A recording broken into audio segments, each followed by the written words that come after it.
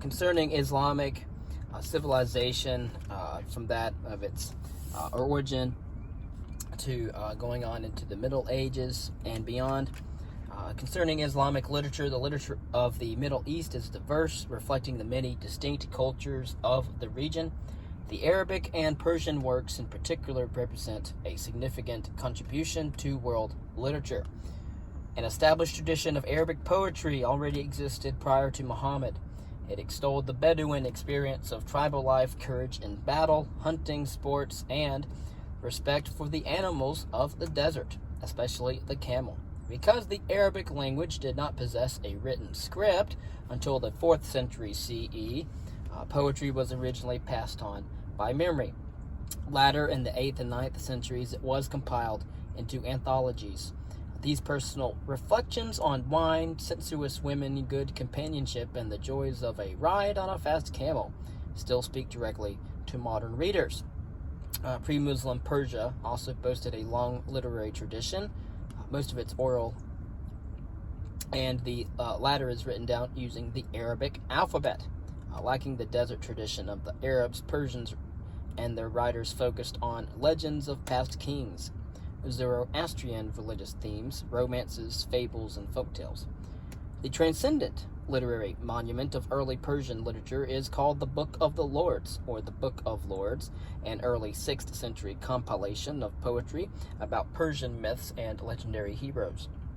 Transmitted orally by generations of poet musicians, these vivid stories of battles, hunting, and drinking bouts constitute the national epic of ancient Persia, its answer to the Mahabharata of India. Islam brought major changes to the culture of the Middle East, not least to literature. Muslims regarded the Quran as their greatest literary work, but the pre-Islamic traditions continue to influence writers throughout the region. Poetry is the Persian art par excellence. The Book of Kings, a 10-volume epic poem, again by the Persian poet Ferdowsi, in 940 to 1020, so it's about the middle 10th to the early 11th, is one of the greatest achievements of Persian Islam. Iranian school children still learn its verses, which serve to reaffirm pride in their ancient heritage. But love poetry remained popular. Here, Rabia, or Kuzdar, Persian's first known woman poet, who wrote in the second half of the 10th century, expressed her anguish at the suffering that love brings. Again, she was a woman poet in Persia's first known. Her name was Rabia of Zuzdar. She says that the love of him threw me in chains again. Struggling against them proved of no avail. Love is a sea of invisible shores. How can one swim in it, O clever one? If you want to pursue love to the end, be content to endure much unpleasantness. Ugliness you must see and imagine it is beauty. Poison you must take and think it is sugar. Beset with impatience, I did not know that the more one seeks to pull away, the tighter becomes the rope.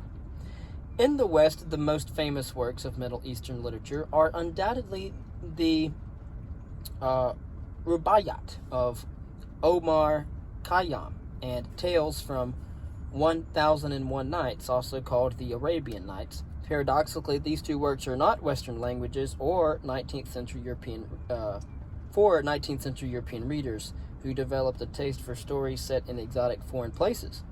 A classic example of the tendency of Western observers to regard the customs and cultures of non-Western societies as strange. Now, unfortunately, very little is known of the life or the poetry of the 12th century poet Omar Khayyam. Skeptical, reserved, and slightly contemptuous of his peers, he combined poetry with scientific works on mathematics and astronomy, and a revision of the calendar that was more accurate than the Gregorian version devised in Europe hundreds of years later. Omar Khayyam did not write down his poems, but composed them orally over wine with friends at a neighborhood tavern. They were recorded later by friends or scribes. Many poems attributed to him were actually written long after his death. Among